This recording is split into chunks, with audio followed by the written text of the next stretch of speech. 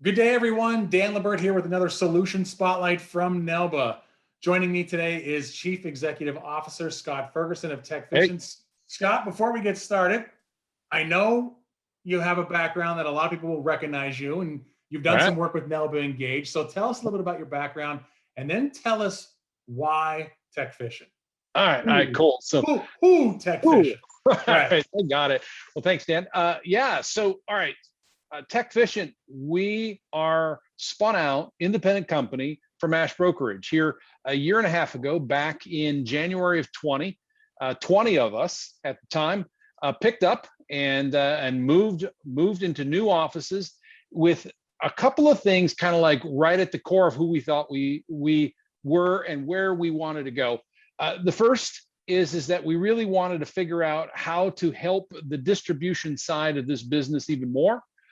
And by using our background, our experience, kind of our DNA, being with a large BGA like Ash. The other is that we really looked at how we could help carriers, how we could help the manufacturers of the product, in a sense, bringing those two together, bringing that insight, the analytics, right to front. All right. Well, there's a lot of buzz terminology out there, right? Innovation is a super popular buzzword for the insurance industry. In Right. fact, I even say insurance innovation. Yeah, there So, you go. I mean, what's your take on distribution? I mean, you come from Ash, Right, super successful agency. right, Everyone knows the systems that you were probably the architect for right, right. is about measuring efficiency. So Absolutely. what's your take on where distribution is as it relates to innovation? Yeah. It's something that, I mean, it's a question that, there may be that conventional answer, right? The conventional is like, hey, this is about the metrics. It's about driving down costs through process efficiency, and you see those things, right? I mean, we all think about that. How can we get this stuff done? Maybe with a few less people, or maybe a little, a little more work per the person that we have, and that's all true. Sure. Those things all matter. But I think what we have really found, and this really, something we observed a lot at Ash, but even more so as we went independent, it's about the experience. And so you say, well, experience, Scott, you were talking Mhm. innovation, we're talking technology. Experience is the relationship. I got it, right? And we say, well, actually, if you really look at it, the advisor, the agency, the IMO, if you can provide good experience, and you can provide that good experience by application of technology, then you're really putting yourself in the best position to be thought of again when that next thing comes through. So if we actually look at what distribution really wants to see innovation in, it's improving the experience, or another way to look at it is the outcome, right? I All mean, right, Scott. So yeah, I'm gonna hold you out here, right? yeah, I'm a generational BGA. I've been doing business for years. I can years. call the head of distribution anytime I want. He or she's a golfing buddy. I have a great experience with them. How many times do you have that agency come into you and you say, well, let's take a look at the apps you've placed with the Mm, following carriers? What's yeah, what's the eye-opening moment there? Because they have a great relationship. They can call probably the chief underwriter if they want to move yeah, something along. But if it could be measured, it could be improved. We're going to get to the experience side, but tell me yeah. about that. Tell me about the aha moment. Yeah, so the thing was is that it actually all started when we were looking at quotation systems, and you key in the stuff about it, right? And every BGA has great carrier relationships and things like that, but you key all the stuff in and you get your quote, and everything's listed by price, Mhm. cheapest first. And Sure. as we all know, there's dozens of quotes listed there, and in many cases the top 4 or 5, my God, they're a couple of dollars difference, in terms Pennies. of the premium. I mean, and sometimes it's only like, what kind of coincidence is that? They're the exact same price. How did they know? But what we found, what I guess maybe what our hunch was, we said, well, this sounds like a commodity, doesn't it? If everything's priced the same, you just pick the cheapest. And so the aha moment was we started looking at the case data and saying, well, if they're all priced the same and they're considered almost interchangeable, then the outcome should be the same, right? It should be the same placement, right? Same cycle time, same experience. It's not. Matter of fact, bad carrier fit, not meaning there's bad carriers, but Mhm. sending that case to this carrier versus that can make anywhere from 10 to 15 points difference in placement alone. And the other is bad underwriting, or the field underwriting process, where you sit there and I golf with you, we trade Christmas cards, but as a client advisor relationship, I don't want to know about your prostate, so I don't ask those questions. Yeah. All right. And so that's the problem. We all have these great relationships between distribution and carriers, and yet placement, it's 50%, 60%. I mean, how could that be considered anything good in the industry? And so we started trying to figure out, well, why? Because the relationships are there, but Yep. the experience isn't. So Let me turn this around on the other side, right? So you come from a very, very successful agency. What were the conversations like when you show the carrier saying, yes, you and your competition are only a nickel away from each other, but Yeah. that group's process time is a lot faster for the exact same app with your time? What's the aha moment on the carrier side? Yeah, well, probably the biggest aha moment is recognizing that the playing field doesn't stay fixed. Meaning, we'll have a carrier come in, and these are great people. Yeah, I got several great friendships, but they'll say, "Hey, look, isn't it great? We've improved our response time on the desk by 10%. Isn't that amazing? It was 10 minutes last quarter. Now it's 9. That's and for most of us, if you're in a big mature business and you get a double-digit change, I mean, you're dancing in the aisles. I mean, it's a big deal." But the aha moment there, to answer your question, was we say, okay, that is true. You have seen this, but if you compare it to the other carriers in your space, they're still ahead. Yeah. Right. And so that's something that a lot of carriers, they really understand their own information. They do, and they're very good at it. That comparison, or that context and perspective, when they can actually see how they compare to their peers and how distribution sees them and says, I know you're doing a better job, but these guys are still doing a better still job.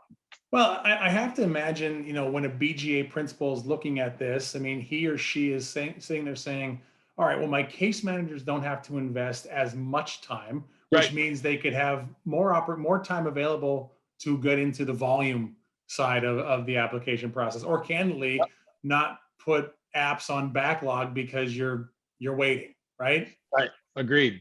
And isn't it interesting? You said this earlier in the conversation. You said, hey, I'm a BGA. I've been doing business for years. I got great relationships at Carrier X. I can call the head underwriter, that sort of thing. The challenge there is that we've found that when we actually started doing the data analytics, we said, wow, you really like Carrier X, don't you? Oh, yeah. Okay. In all cases, you like Carrier X. And they're like, well, I like Carrier X. What's not to like, right? And we said, well, yeah, but when you send them this kind of applicant, that's not what if you really look at how they place cases, that's not who they like. Well, so what happens is that some of the folks that have the tightest, longest term relationships with a particular carrier can almost be a little bit blinders in terms of understanding what the data actually shows. And that's we think is a big thing here is that really when the agent or the advisor is working with the client, they want to be objective. And if you think about it, a distributor has multiple carrier relationships. Why? Because some of them do better at this kind of business than others. I mean, it's a natural thing for the distribution side. So trying to find the right fit, it really does make sense for a distributor. It's the value the distributor can bring to the advisor. I know, Mr. Advisor, Miss Advisor, you want to go this way, but with this kind of client, shouldn't we really seek that? It'd probably have a 60-70% chance of getting it versus a 40. They're like, wow, that really is what I want, right? To probably do it better. You mentioned experience earlier. I had a conversation, actually, it was at NAILBA Engage, our virtual. I was talking with Tim Ash and John Ziambris, and Tim brought up a point that said, the average independent advisor doesn't wake up on a daily basis and says, I'm going to sell life insurance today, right? It's usually the third or fourth or fifth item on their to-do list. So how does making the experience for Mr. and Mrs. Advisor matter when it comes to placing the business? I mean, so to me, this is, look, I'm going to admit it. I'm an insurance nerd. I like sitting around with beer talking about these kinds of things. Why is it that the guy doesn't write more? That kind of thing. And Tim's right. He goes, there's nobody, beating a path to his door to figure out how to, I just need insurance. I just know I need it. But the question really comes back to is it's like, look, if you look at the numerical quantity of apps that come in, let's just take term for a minute. It's mostly from guys that are doing 1, 2, 3 cases a year. I mean, we know this. And so the question is, where did those cases come from? And the general perceived rule is it's almost reactionary, right? Where their client calls them and says, hey, I got a cold call, or I saw an ad on TV, and what can you do? That sort of thing. And so you start asking, what's going on with it? And what we found is that those folks have some of the worst other than applied ratios out there, because again, they're not doing this because this is a part of their practice. They're doing it because they're just reacting to someone telling them. And so when we came up with an outcome-driven approach to it, or a data-driven, evidence-based approach to it, we found that those guys actually took the recommendation even more so than any other group, because, hey, I don't do this very much, right? I mean, and I don't really know which one to pick. I know, my God, they're all the same price. Which one, right? And so when you actually make a recommendation, those kinds of guys, and this is what distributors like, if I could just help these onesie twosie guys make a better first choice, then I think what happens is they say, well, that didn't go so bad. Maybe I should do that again, right? And we think that that's, again, why I come back to this. It's the experience. That onesie twosie guy has a good experience. It ought to be an asset class that he talks to all of his clients about. We all know this. They don't. Let me push you a little further, Scott, because the BGA principals come in all shapes, sizes, backgrounds. Some have practiced law, some have practiced accounting, some Right. have been generational. So there's no specialized leadership skill other than some of the obvious soft skills. So what about how does applying this data, via the Techficient panel, how does it land on the case managers? Because if a couple of case managers go back and say, hey, my numbers are up, my placement's up, the principal's going to stop and say, well, how'd that happen? Yeah. Right. Regardless of your background. So how does leveraging the data impact the front of house, the front line, not only on the agency side, but the carrier side as well? I mean, if you find the right fit. Yeah, it really turns into something where the distributor, I mean, if you think about it, if you talk to some of your hardcore case manager, and you know who you are, right? Yep. You say, which do you enjoy? Do you enjoy the layup cases where it's just but a whole bunch of them, or do you enjoy the tough ones? Mm-hmm. The ones where, it's like, man, they got a bunch of underlying health conditions. I'm going to have to take this thing. I'm going to have to, land this plane myself, that kind of thing. And we have found that, what we're doing is we're really making the distributor more bionic. Yeah, I know that's, kind of a catchy phrase, but what we think is that the distributor is saying, look, what I'm struggling with is that it's kind of hard to make a lot of money with dealing with these lower premium term cases, because in a minute I put somebody on them, then it's costing me a tremendous amount just to, kind of the overhead of it. Where when I've got these tougher cases, these cases that really require the experience and the guiding hand of a seasoned case manager, hey, the premiums are generally there. And so what we think is hey, look, as a distributor, why don't we find a way to bring some more of that talent? I mean, think about if you had a case manager that could remember every single case they ever did with perfect recall.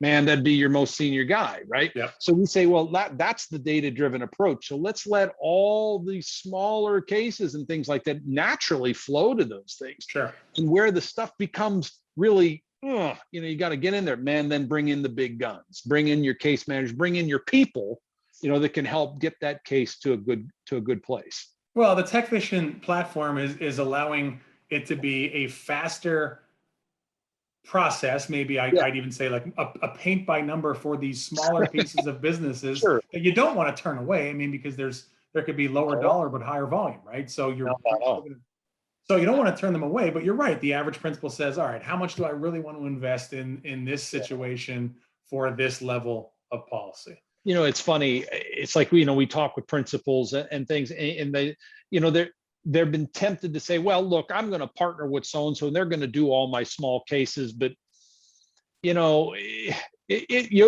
take the relationship into your hands when the advisor says, okay, to this particular client that's always been a really good client, but they got a grandson, and just have him go do this over there, and you're like, that grandson may inherit. And Yeah. at that point, did I just jeopardize the relationship by not being willing and able to do the business? Yeah. And also, I just think that the way the industry works is that, look, let's just use the right tools for the job, right? We hold ourselves out of the relationship. We provide a great product to the market, a product the market needs, right? So this is just enables us to expand that and do the work the right way. Well, you're talking about, market needs. We're coming out of a pandemic, hopefully, and clearly there's a significant increase. I believe it's upwards of 30% of interest in life insurance and securing it on the uninsured, underinsured. When you check out Google Analytics, I think it's up 40+% on search terminology. So that being said, and putting your innovation cap on, and this is the last question I have for you, I promise. So putting your innovation cap back on, not that you ever took it off, but what are the biggest challenges really facing distribution? Because I sit there and say, from the NAILBA point of view, this is an unprecedented time for sales. People have more attention to their mortality than they may have ever had, or in some time. So what are the biggest challenges that distribution's facing right now? To me, I would suggest that it truly is.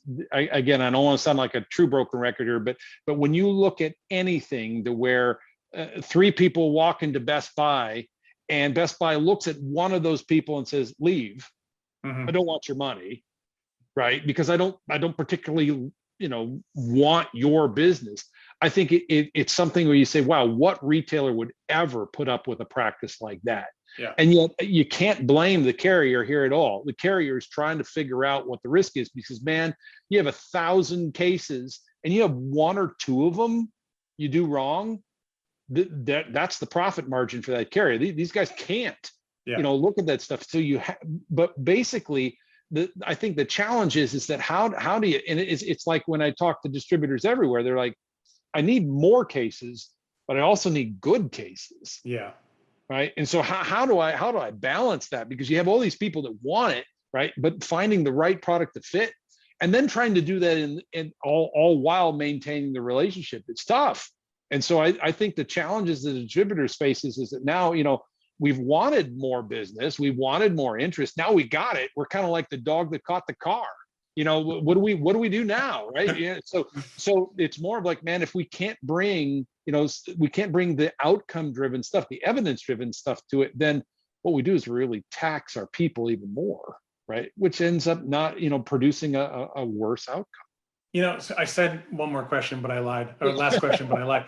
I mean, because, you just raised a really interesting point, right? BGA's advisors are all seeing all of the campaigns out there about bridging the gap, right? The uninsured and underinsured. And in a lot of cases, it's communities that have never been served. But very good. Yeah. So, but that, communities that have never been served present different kinds of cases.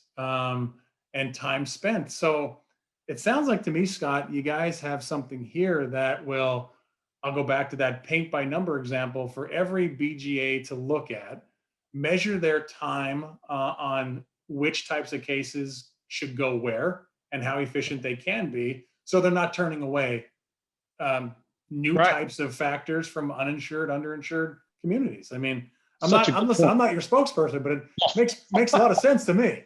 Well, you think about it, again, it's a tempting thing that when people look at how we have an outcome driven thing and we make a recommendation, we say, we think this one, not that one. And they say, hey, how much does it cost to be that first one? We're like, well, there's no cost. You just have to be, you have to provide that better outcome. And so what happens is that, let's say you have traditionally underserved or poorly served markets or underrepresented markets, we're looking for data points. If we find the data points that we can direct, again, we take the distributor says, well, I really don't know these other carriers.